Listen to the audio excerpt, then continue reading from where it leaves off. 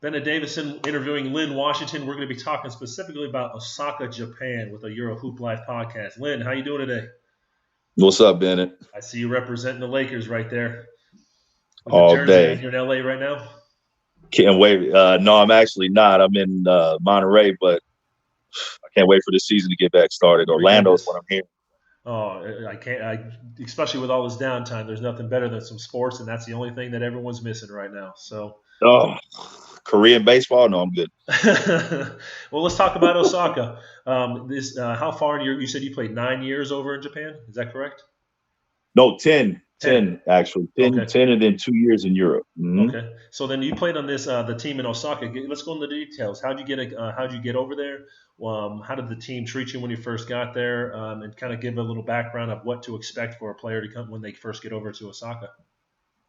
Okay, well, I had already played in Japan 3 years prior. Well, actually, 5 years prior to me going back. And I got over there by rest in peace, Pete Newell. He gave me a look. And see, the thing about Japanese people is that if they're familiar with you, then they'll give you that second and third look, depending upon what they need. So, it all just kind of worked out. And then I was able to get back over there after my quick stint in Europe. Okay. Nice. And so Mm-hmm. when you got there, how did they take care of it? What kind of a living situation? What was the city like? Like that. You said you're in the Niigata. You said you were right next to the ocean, so it was beautiful. But it's freezing in the wintertime and it's hot. Give us a little breakdown of what to expect on the if you weren't playing basketball in the gym all the time. What would you do as maybe a wife or a girlfriend of a basketball player? So Osaka is the second biggest city in Japan.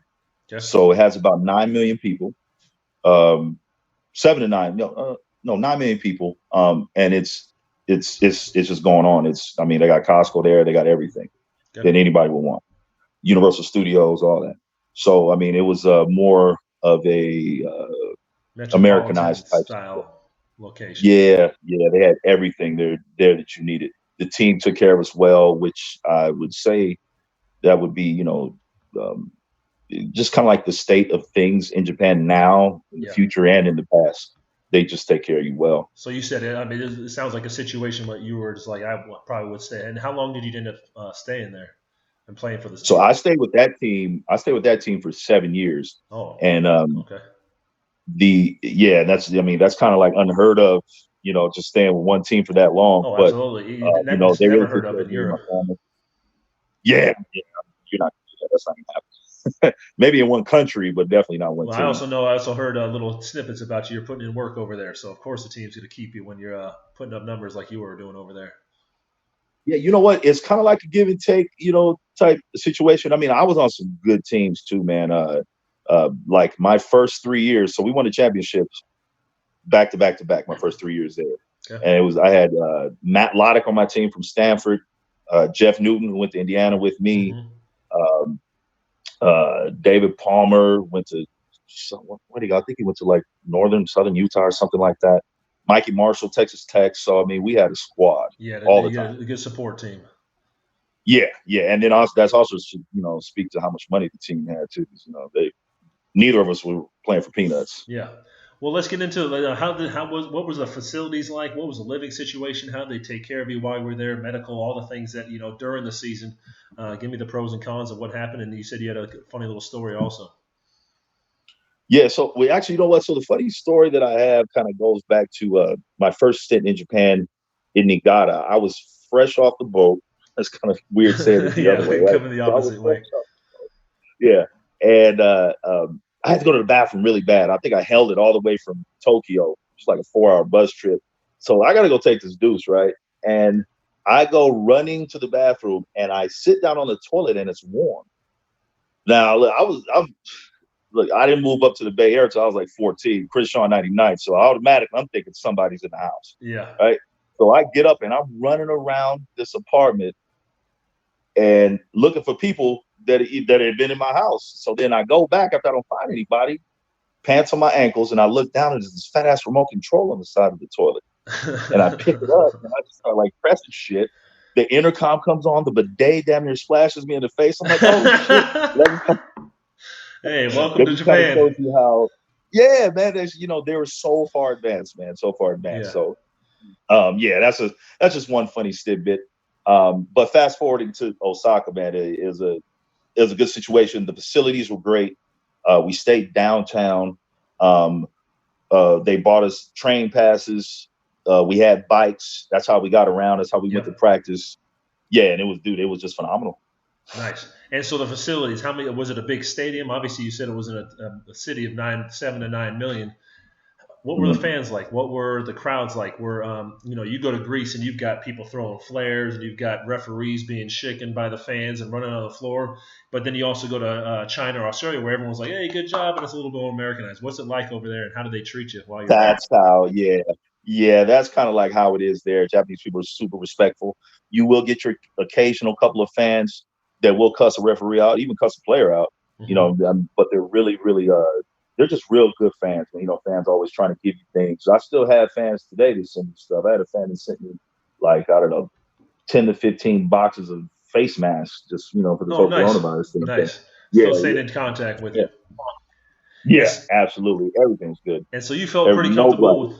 So you felt pretty comfortable. And what kind of and obviously it sounded like in Japan as a whole. How was Japan for financially? I mean, did you hear any non-payment issues over in Japan or any individual teams or anything of that nature?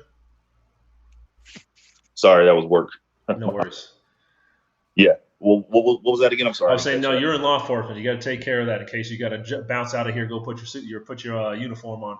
What I was saying was that as Yeah. Japan as a whole, how is Japan as a financial responsibility? Because a lot of this is, we pack up and move our families, and then sometimes you go to Greece or you go to Turkey, and all of a sudden they're 3 months, 4 months behind in payments, and they still owe you $35,000. You're like, this isn't something I signed up for, and I didn't know to Mm. anticipate. How is Japan as a whole financially?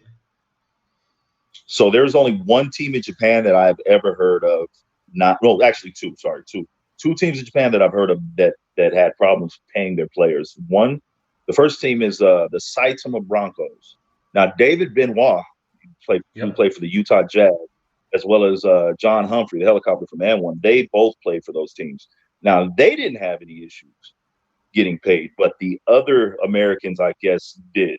Okay. Um, then you had the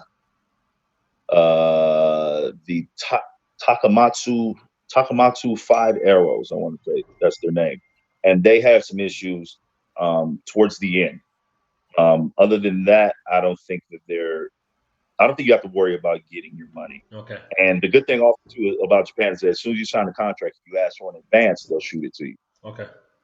Nice. Yeah. So it sounds like Japan's a great little place. I would recommend. So it sounds like a good place for a rookie coming out of college. It also sounds like someone who can create a lifestyle over there, have longevity, stick with a team. How many teams are in that actual Japanese league? Is there Division One, Division Two also? Um, So they how's the just quality of merged. that? I think they just merged the Super League, which J.R. Henderson Yep. is playing in. And yeah, I mean a host of other players, man. Like just like throughout the years, freaking Kenny Skywalker done played in that league. A whole bunch of players. Okay. So top They top merged level that. Americans, top level competition. Yeah, yeah. Top level Americans, top level competition, and the Japanese players are getting a little bit better too, which is kind of surprising to be honest with you because they've always depended on us. Yeah. Um, How many and Americans are allowed on per team? it kind of depends on like the team goals. If the team wants to get the Japanese players better, then they'll only get two Americans. And Hmm. if that's the case, if you're one of the two, that means you're going to get paid a good Okay. amount of money. But some up to four, Okay. some up to four Americans per team. So All right. yeah, either or. It's a great opportunity. Well, let's wrap this up. I just want to kind of finishing last words of the team and just find out of Osaka. Like any last final words before we wrap this up on life choices and how you like the whole experience. The whole experience was good. Obviously, with anything, you're going to have some regrets. But the one thing that I could say out there is that when I got hurt, I tore my MCL, PCL, and broke my tibia and tore my meniscus all in the same injury. Dang. All right. So they said that I was going to be out like 6 months. The team did absolutely everything to get me back because I also wanted to get back as well. Yeah. I didn't get cut. I stayed in the hospital for a month. They hooked it up. I mean, centrifuge with the blood plasma, all the Kobe stuff, everything. Yeah. got me back in 3 months, and then we ended up winning the chip, and I got Finals MVP. So There we go. I mean, yeah, as long as you show them effort, they're going to show you the same effort back. That's why I Awesome. like Japan. Show this, yeah, same. They're going to put in the effort that you put into them. So don't go over there Exactly. with an attitude or a chip on your shoulder. Go over there Oh, to work and show that you got you talent and you want to be there. and try everything they offer you. Don't be like, oh, that's nasty. And then no, just try it. Yeah, just try.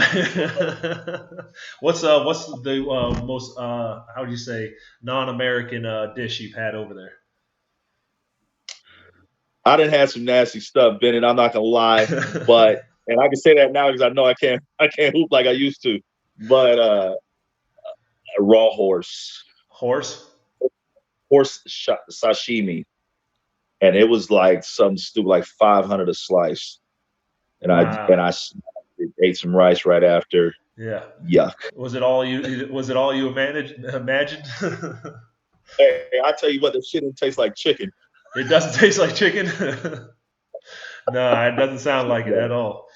So not at all. outstanding. Well, we're interviewing Lynn Washington. I just want to you can reach out to him on Facebook or LinkedIn, keeping it professional. And you're in law enforcement, so I'll let you go back to saving these streets from COVID.